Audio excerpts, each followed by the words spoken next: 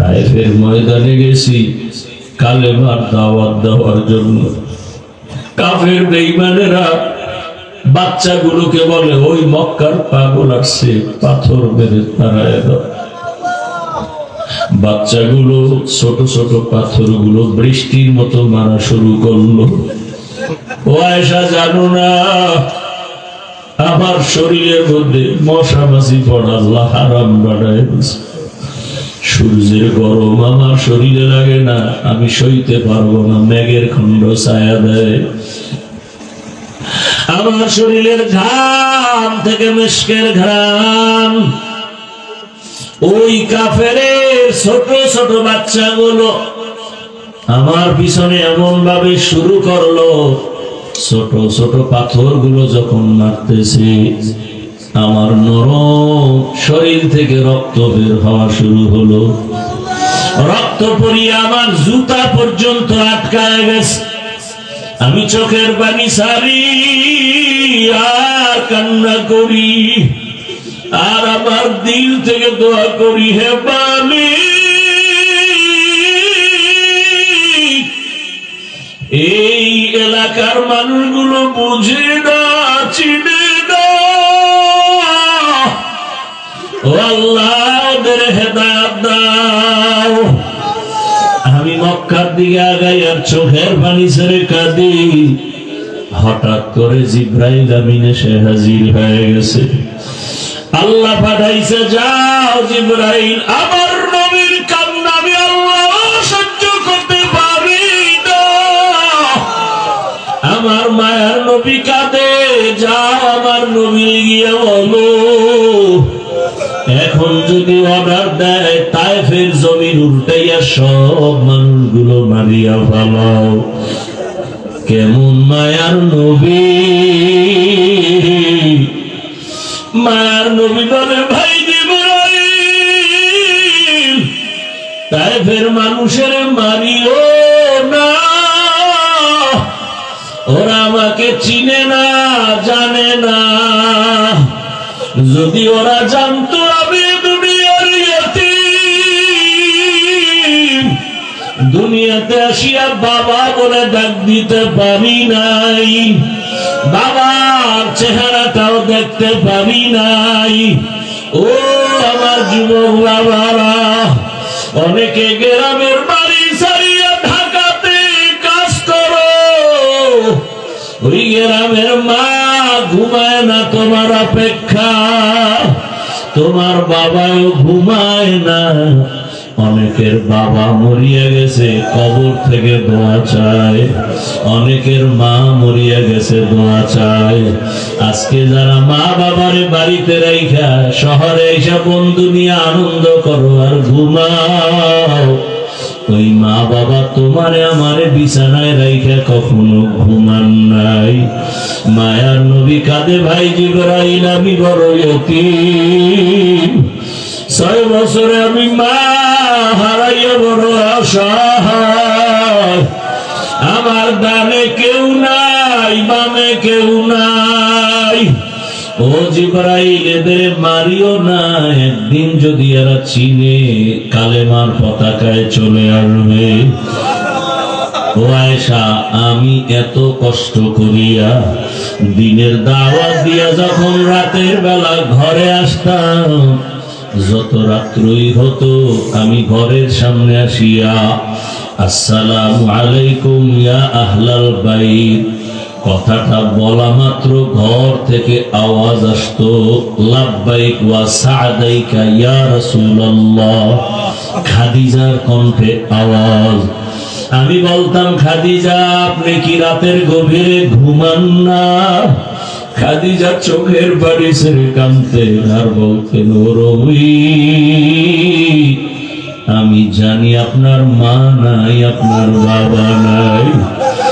আমি খাদিজা দুইজন স্বামী বিদায়ের পরে আপনার ঘরে আসছি, আমার একাধিক সন্তান রেখে আমি আপনার ঘরে আসছি। আমি সন্তানের মায়া বুঝি, আপনার চারদিকে দুশ্মন। আপনার মা যদি থাকতেন ছিলেন আপনাকে বাহিরে রেখে মা ঘুমাইতেন না। ওরে সন্তানেরা জানো না যে মা কেমন মায়া করে। ওরে তুমি মাকে বাড়িতে রেখে আনন্দ করো, খবর নাও মায়ের চোখে ঘুম নাই। ওরে বাবারে কবরে রেখে যারা আরামে ঘুমাও, ওই বাবার কবরে কি হালাত।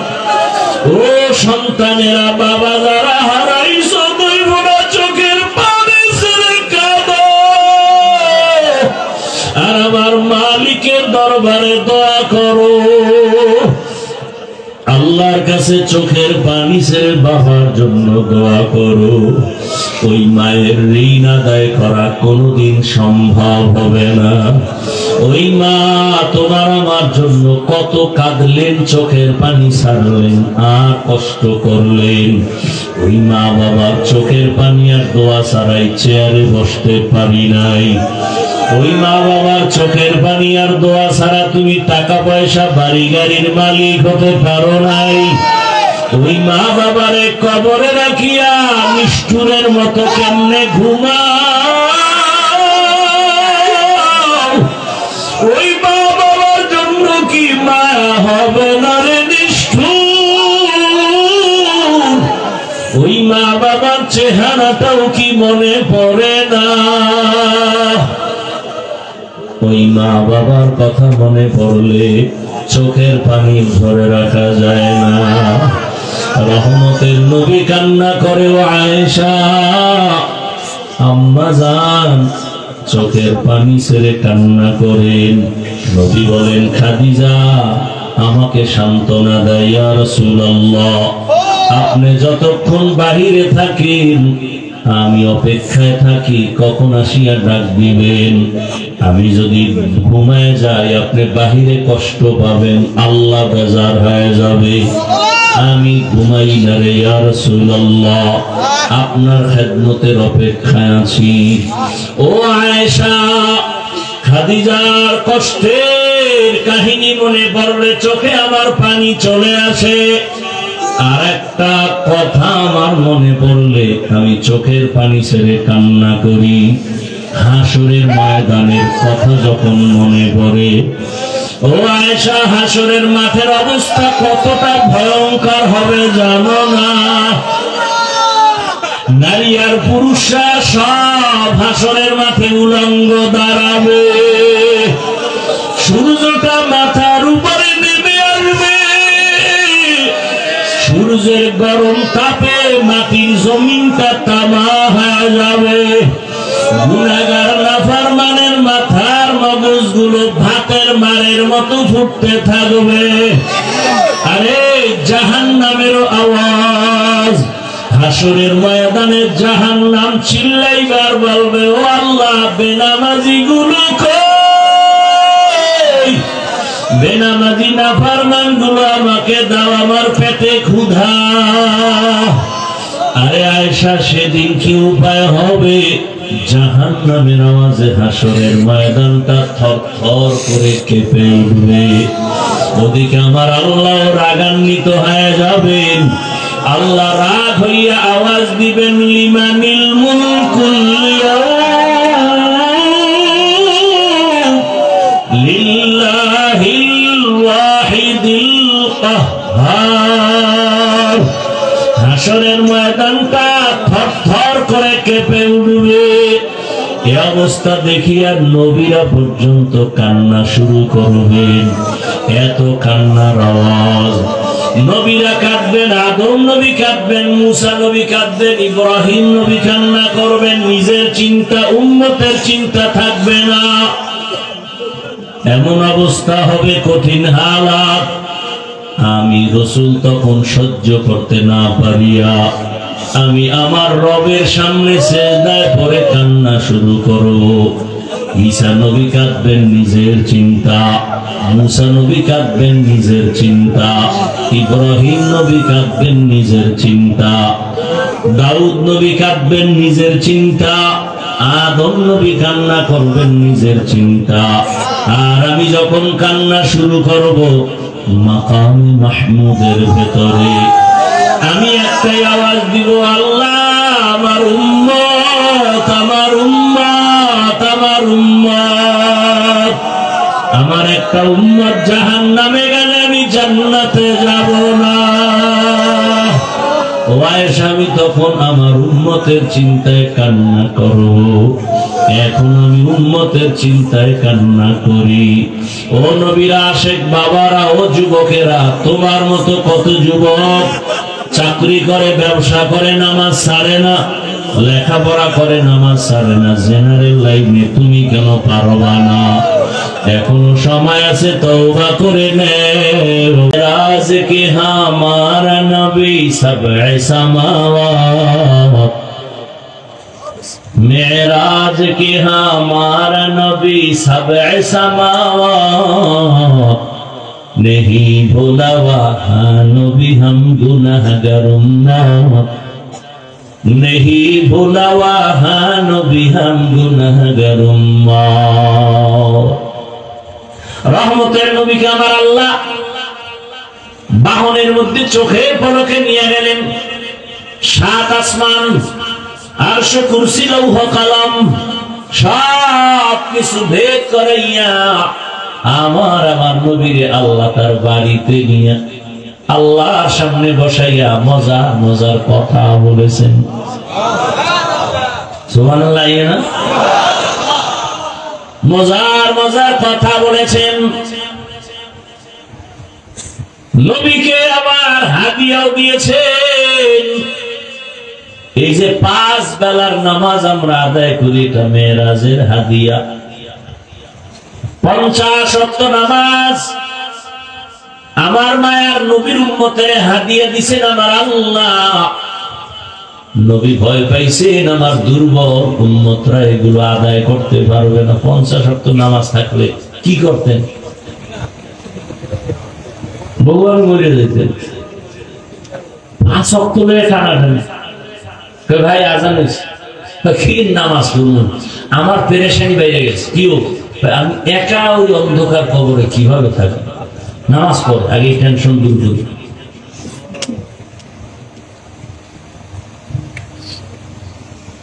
পাঁচ ওয়াক্ত নামাজ কমাইতে কমাইতে কমাইতে কত আছে লাস্টে? নবীর মনটা গেছে বেজারে, আহা আমার উম্মত সব বেশি পাইব, কমতে কমতে গেল সব।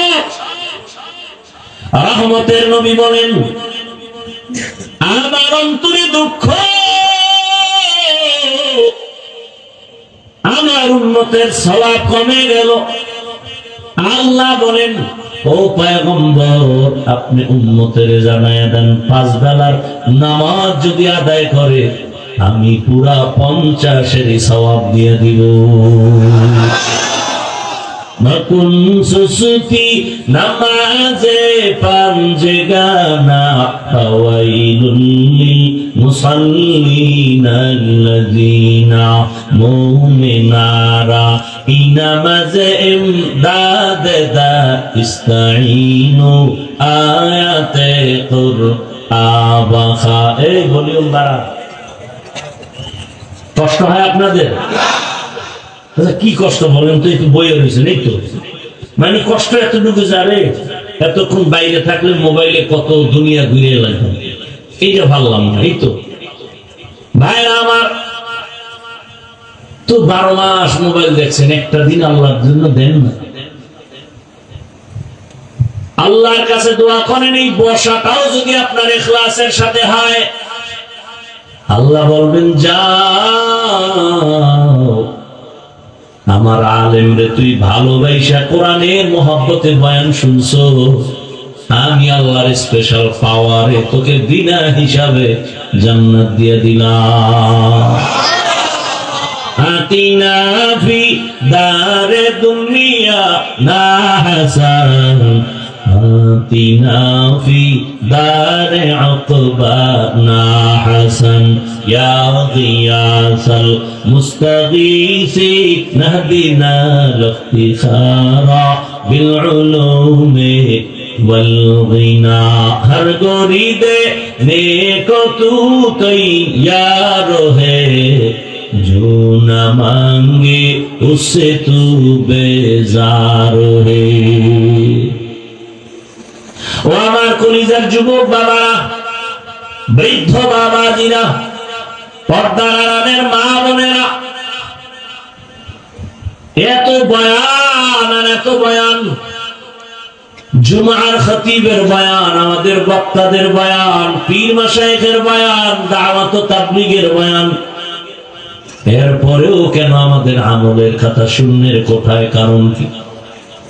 ব্যবসায়ী ভাই জেনে শুনে কেন কাস্টমারের সাথে মিথ্যা বলে ধোঁকা দেয়? কর্মচারী মালিকের সাথে কন্ট্রাক্ট 8 ঘন্টা ডিউটি করবে, কেন ফাঁকি দেয়? জানে ফাঁকি দেওয়া গুনাহ, এরপরও করে মিথ্যা বলা গুনাহ, জানার পরে কেন বলে? কারণ পরে আক্রমণ করা জুলুম, জানার পরেও কেন করে?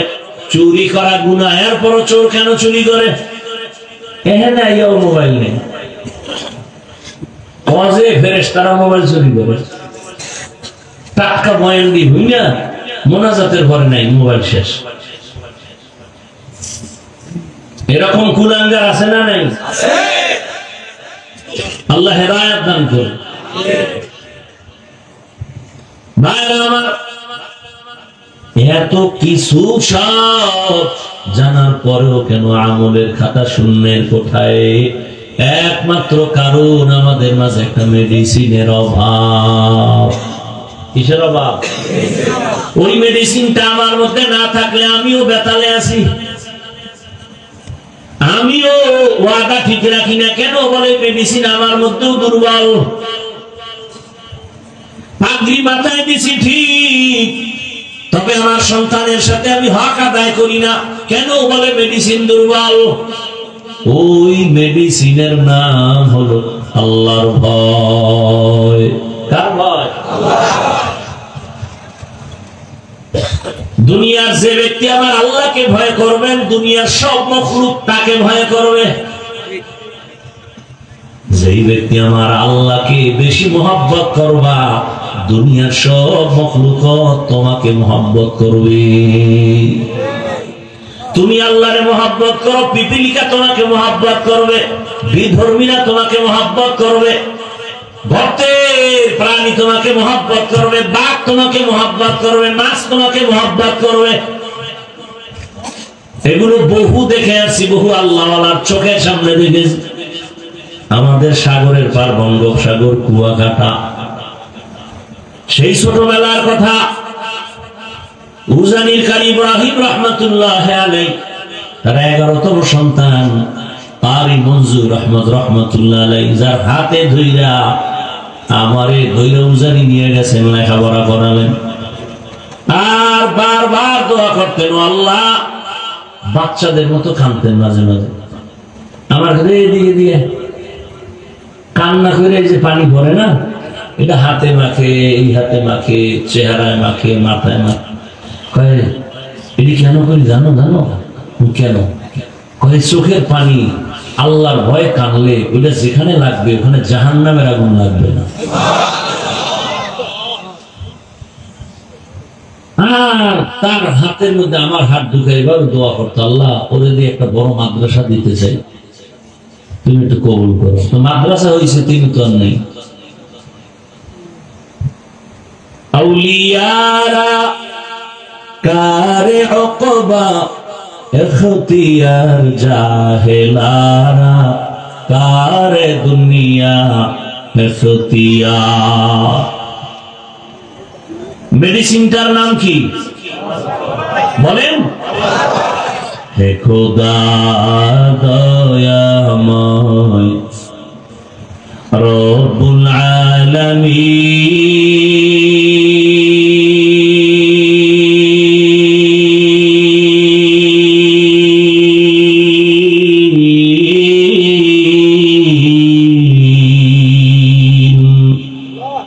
জীবনে মরণে ভয় কি হবে সেই দিন, হে খোদা,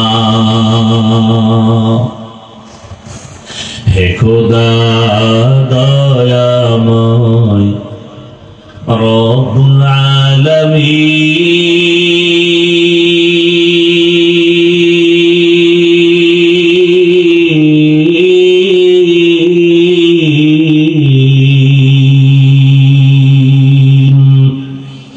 জীবনে মরণে ভয় কি হবে সেই দিন, হে খোদা ধরাতে আসিয়া আজি বড়ই অসহায়,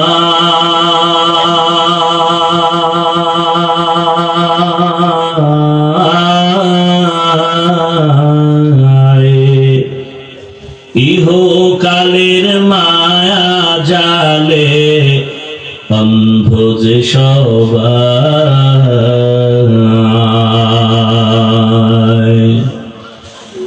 ধরাতে আসিয়া আজি বড়ই অসহায়,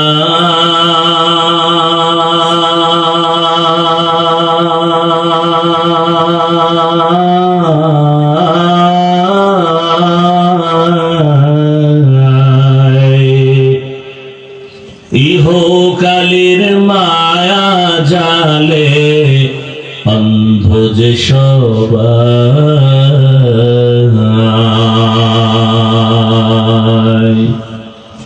দাও হেদায়াত মুক্তি দাতা, দাও হেদায়াত মুক্তি দাতা, গফুরুর রহিম।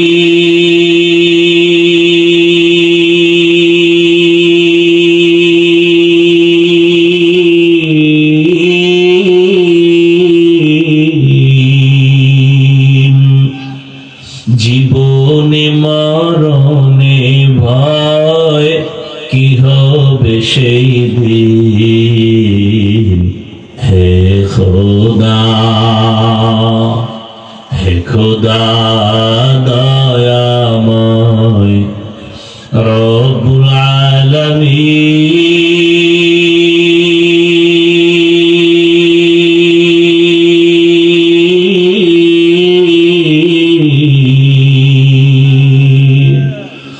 জীবনে মরণে ভয় কি হবে সেই দিন, হে খোদা। या इलाही मुझसे मुझको दूर कर, ताकि देखो मुझ में तुझको एक नजर। এরে আল্লাহর বান্দারা, আমরা আপনাদের পাও ধরে ধরে ধরে ধরে বুঝাই, তাবলীগ ওয়ালারা বুঝায়, পীর মাশায়েখরা আপনাদের পেছনে দৌড়ায়, নামাজ পড়ে, কান্না করে, টুপি পরি, দাড়ি রাখি, পর্দা করি, হালাল খাই, এরপরও সকলের চোখে পানি আর কান্নার আওয়াজ। এমন একজন আলেম নাই যে কাঁদে না। আল্লাহর কাছে কেমনে দাঁড়াবো? নামাজ রোজা তেলাওয়াত টুপিদারি ঠিক রাইখা যদি আমরা কান্না করি আর আপনাদের কাছে দোয়া চাই আর ক্ষমা চাই, আপনারা যারা নামাজ পড়েন না আপনাদের উপায় কি? আপনারা যারা পর্দা করেন না বলেন আপনাদের কি হালাত হবে একটু চিন্তা করছেন নি? আরে জান্নাতের টিকিট হাতে পাইছেন 10 জন সাহাবা। প্রথম হযরত আবু বকর, দ্বিতীয় হযরত ওমর, তৃতীয় হযরতে ওসমান, চতুর্থ হযরতে আলী রাদিয়াল্লাহু আনহুম আজমাইন। জান্নাতের টিকিট তাদের হাতে জমা। তাদের আমল কত সুন্দর, নামাজ কত সুন্দর, তেলাওয়াত কত সুন্দর, তাদের ইখলাস আর তাকওয়া কত সুন্দর। এরপরও সারাটা জীবন কান্না করে কাটাইছেন। আল্লাহর দরবারে কেমনে দাঁড়াইয়া হিসাব দিব? আল্লাহ তো এই কথাই বলছেন, وَأَمَّا مَنْ خَافَ مَقَامَ رَبِّهِ وَنَهَى النَّفْسَ عَنِ الْهَوَى فَإِنَّ الْجَنَّةَ هِيَ الْمَأْوَى।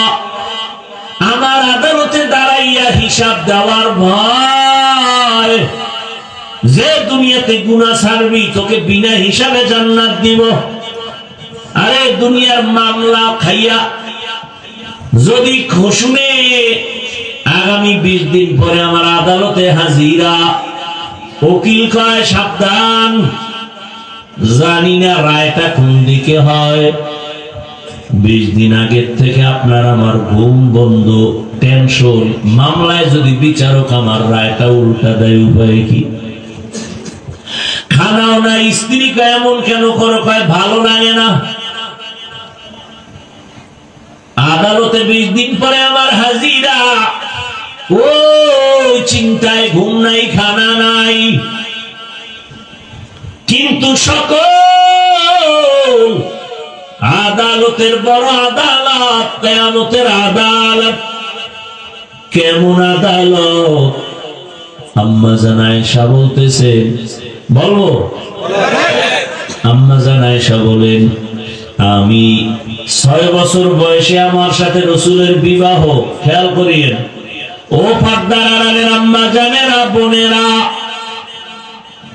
কয়দিন আর দুনিয়ায় থাকবেন আর বাহাদুরি করবেন? চোখের সামনে আপনার কত আপনজন চলে গেল।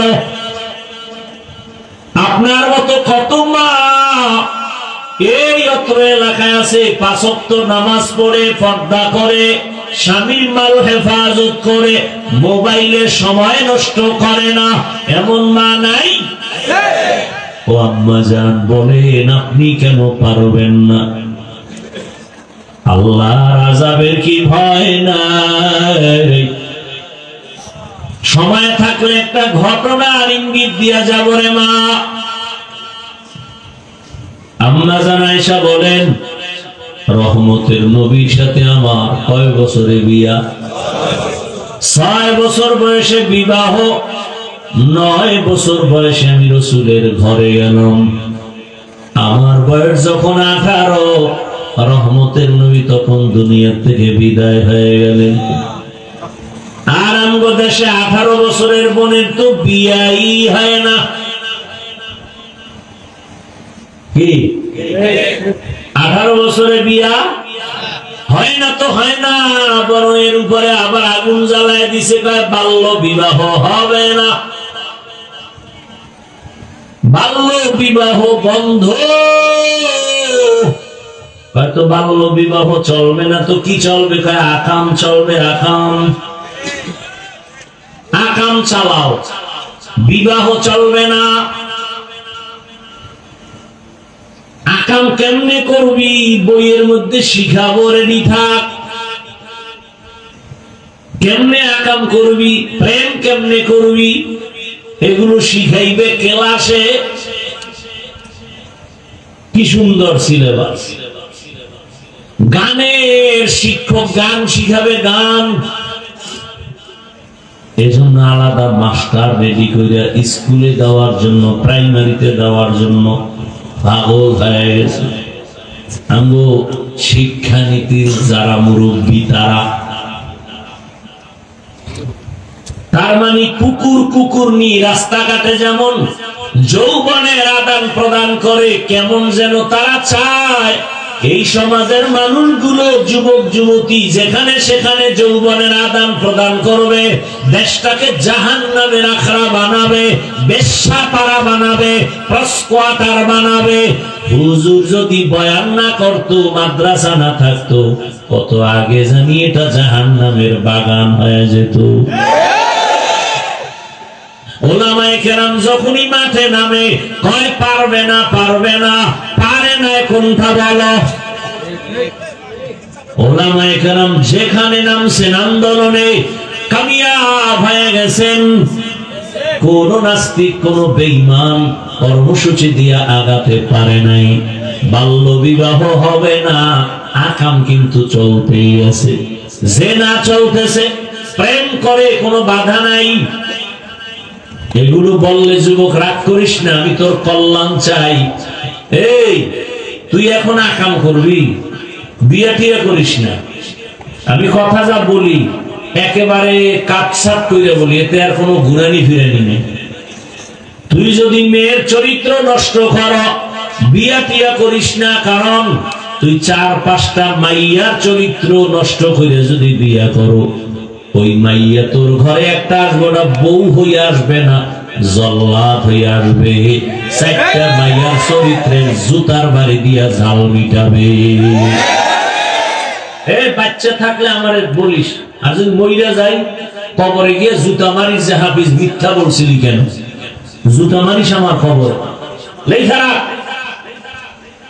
তোর চরিত্র যেমন, তোর বউ যেটা হবে তার চরিত্র তেমন। কোরআনের আয়াত, আল খবিসাতু লিল খবিসিন, খবিসের সাথে খবিসা। কানা হুজুর আমার ডানা কাটা হরি, কোরআনের কসম খাইছে। কোরআন শপথ করছে, কোরআন মাথায় নিয়ে মাইয়ায়। আমি বললাম বল ওই মাইয়ার সিরিয়াল কত? কোরআন নিয়ে মাথায় শপথ খেয়েছে, আবার সিরিয়াল কি? আমি বললাম তোর সিরিয়াল যত, মাইয়ার সিরিয়াল তত। তুই যদি 3 মাইয়ার পরে এই মাইয়ার সিরিয়াল হয় 4, ভালো করে লেখা রাখ, ওই মাইয়ারও 3 ছেলের পরে তুই সিরিয়াল 4। তোরে ফকির বানায়া, ভিক্ষুক বানায়া তারপরে হিজরতে যাবে তোর ওই বউ। কি হাসো না? টের পাবি যে জুতার বাড়ি খাবি, ওদিন টের পাবি। হাস, বাইরে যাবে। আমি হাসির জন্য বলি না, আমি কথা বলি অল টাইম, আমার কলিজার থেকে কথা বলি, চূড়ান্ত মহব্বত নিয়ে কথা বলি। একটা মানুষকে জাহান্নাম থেকে বাঁচাবার জন্য বলি, হৃদয় থেকে বলি, কাউকে খুশি আর বেজার করার জন্য নয়। আমি কলিজা গিয়ে মহব্বত করি। আমার কলিজার যুবক কেন চরিত্রহীন হবে?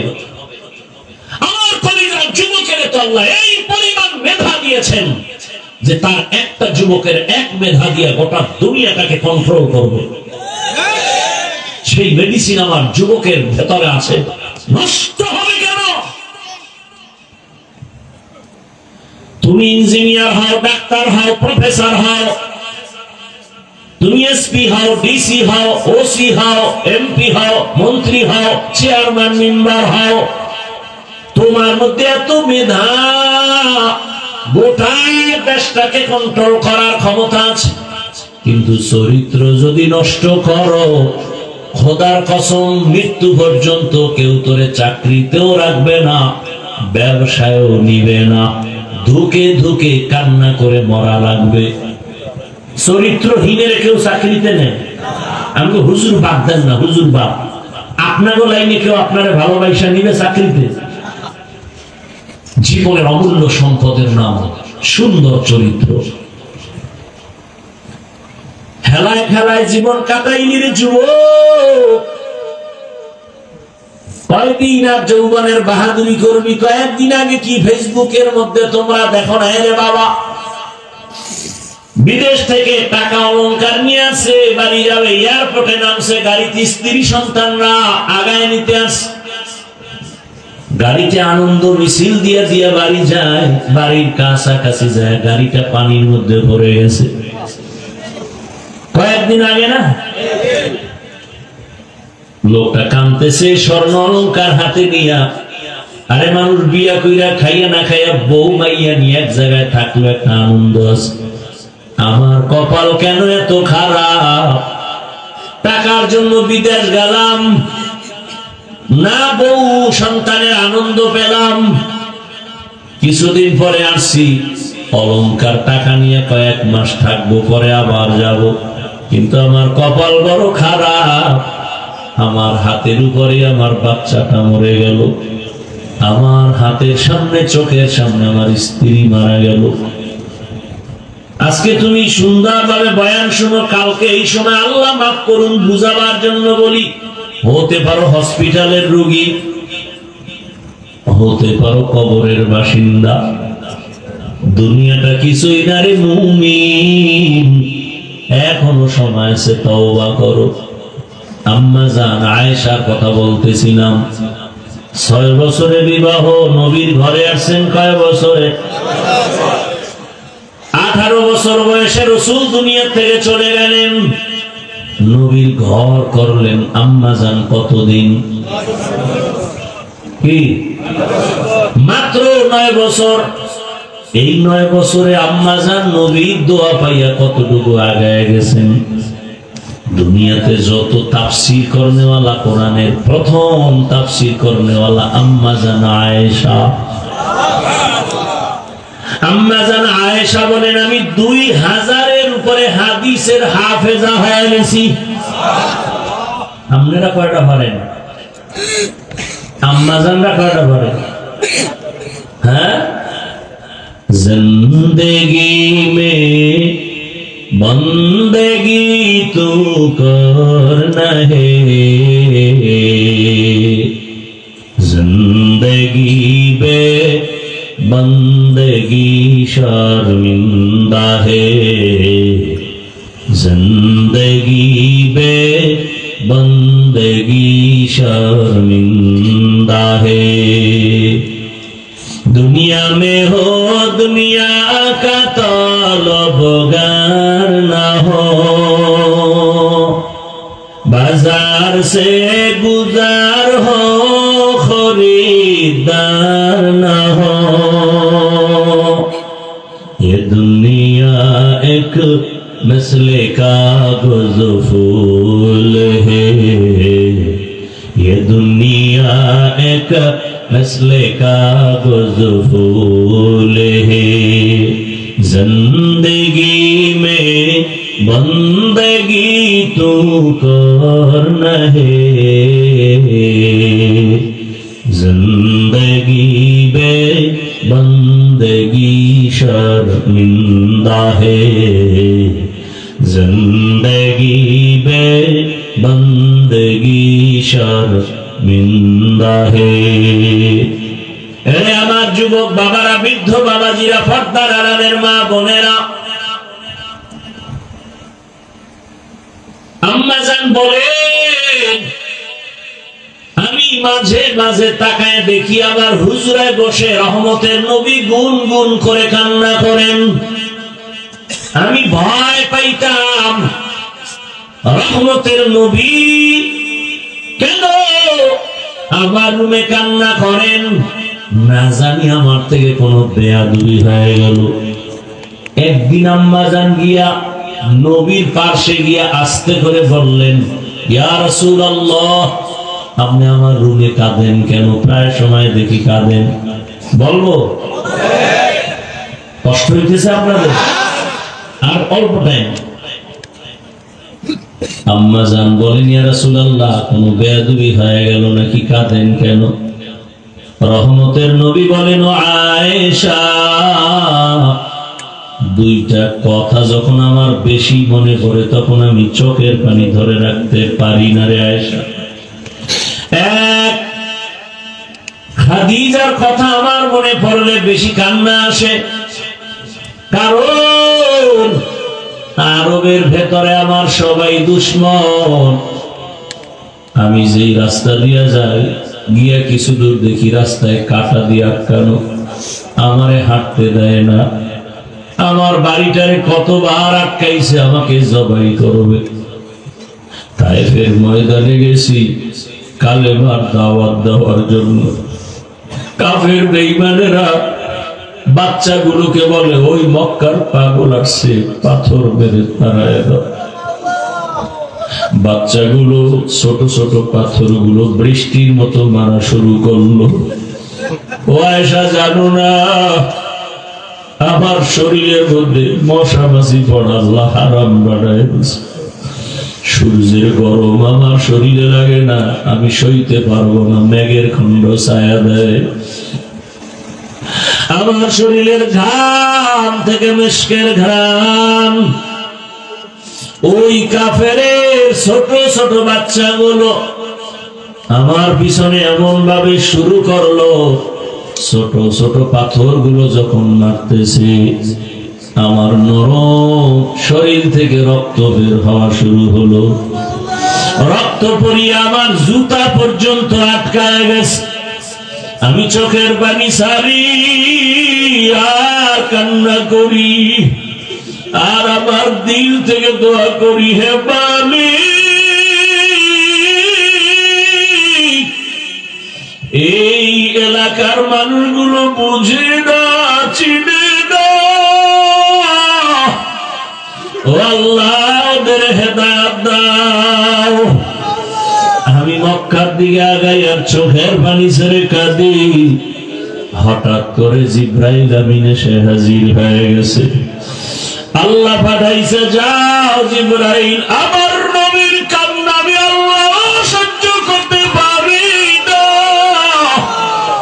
আমার মায়ার নবী কাঁদে, যাও আমার নবী গিয়ে বলো এখন যদি অর্ডার দেয় তায়েফের জমিন উল্টাইয়া সব মানুষগুলো মারিয়া ফেলাও। কেমন মায়ার নবী! মায়ার নবী বলে, ভাই জিবরাইল, তায়েফের মানুষের মারিও না, ওরা আমাকে চিনে না, জানে না।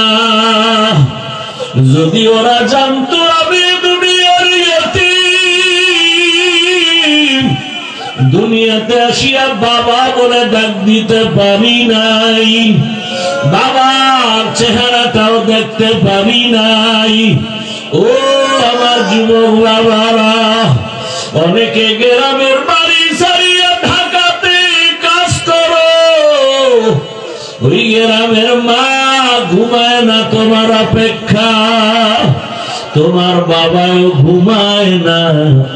অনেকের বাবা মরিয়া গেছে, কবর থেকে দোয়া চায়। অনেকের মা মরিয়া গেছে, দোয়া চায়। আজকে যারা মা বাবারে বাড়িতে রাইখা শহরে এসে বন্ধু নিয়ে আনন্দ করো আর ঘুমাও, ওই মা বাবা তোমারে আমারে বিছানায় রাইখা কখনো ঘুমান নাই।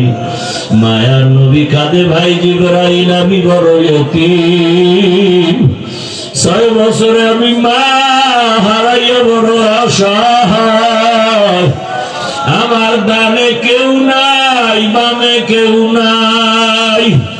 ও জিবরাইল, এদের মারিও না, একদিন যদি এরা চিনে কালেমার পতাকায় চলে আসবে। ও আয়েশা, আমি এত কষ্ট করিয়া দিনের দাওয়াত দিয়া যখন রাতের বেলা ঘরে আসতাম, যত রাত্রই হতো আমি ঘরের সামনে আসিয়া আসসালামু আলাইকুম ইয়া আহলাল বাইত কথাটা বলা মাত্র ঘর থেকে আওয়াজ আসতো, লাব্বাইক ওয়া সা'দাইকা ইয়া রাসূলুল্লাহ। খাদিজার কণ্ঠে আওয়াজ। আমি বলতাম, খাদিজা আপনি কি রাতের গভীরে ঘুমান না? খাদিজা চোখের পানি ছেড়ে কাঁদতেন আর বলতেন, ও রবি, আমি জানি আপনার মা নাই, আপনার বাবা নাই। আমি খাদিজা দুইজন স্বামী বিদায়ের পরে আপনার ঘরে আসছি, আমার একাধিক সন্তান রেখে আমি আপনার ঘরে আসছি। আমি সন্তানের মায়া বুঝি, আপনার চারদিকে দুশ্মন। আপনার মা যদি থাকতেন, আপনাকে বাহিরে রেখে মা ঘুমাইতেন না। ওরে সন্তানের আজাদ ওটাতে মা কেমন মায়া করে। ওরে তুমি মাকে বাড়িতে রেখে আনন্দ করো, খবর নাও মায়ের চোখে ঘুম নাই। ওরে বাবারে কবরে রেখে যারা আরামে ঘুমাও, ওই বাবার কবরের কি হালাত। ও সন্তানেরা, বাবা যারা হারাইছো, দুই ফোঁটা চোখের পানি ছেড়ে কাঁদো আর আমার মালিকের দরবারে দোয়া করো। আল্লাহর কাছে চোখের পানি ছেড়ে বাবার জন্য দোয়া করো। ওই মায়ের ঋণ আদায় করা কোনোদিন সম্ভব হবে না। ওই মা তোমার আমার জন্য কত কাঁদলেন, চোখের পানি ছাড়লেন আর কষ্ট করলেন। ওই মা বাবার চোখের পানি আর দোয়া ছাড়াই চেয়ারে বসতে পারি নাই। ওই মা বাবার চোখের পানি আর দোয়া ছাড়া তুমি টাকা পয়সা বাড়ি গাড়ির মালিক হতে পারো নাই। ওই মা বাবারে কবরে রাখিয়া নিষ্ঠুরের মতো কেমনে ঘুমা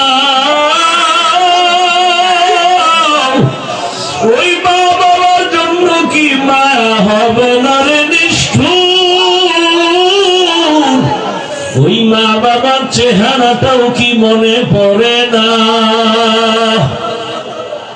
ওই মা বাবার কথা মনে পড়লে চোখের পানি ধরে রাখা যায় না। রহমতের নবী কান্না করে, ও আয়েশা আম্মা জান চোখের পানি ছেড়ে কান্না করেন। নবী বলেন, খাদিজা আমাকে সান্ত্বনা দেয়, ইয়া রাসূলুল্লাহ আপনি যতক্ষণ বাহিরে থাকেন আমি অপেক্ষায় থাকি কখন আসিয়া ডাক দিবেন। আমি যদি ঘুমায় যাই আপনি বাহিরে কষ্ট পাবেন, আল্লাহ বেজার হয়ে যাবে। আমি ঘুমাই না রে ইয়া রাসূলুল্লাহ, আপনার খেদমতের অপেক্ষায় আছি। ও আয়েশা, খাদিজার কষ্টের কাহিনী মনে পড়লে চোখে আমার পানি চলে আসে।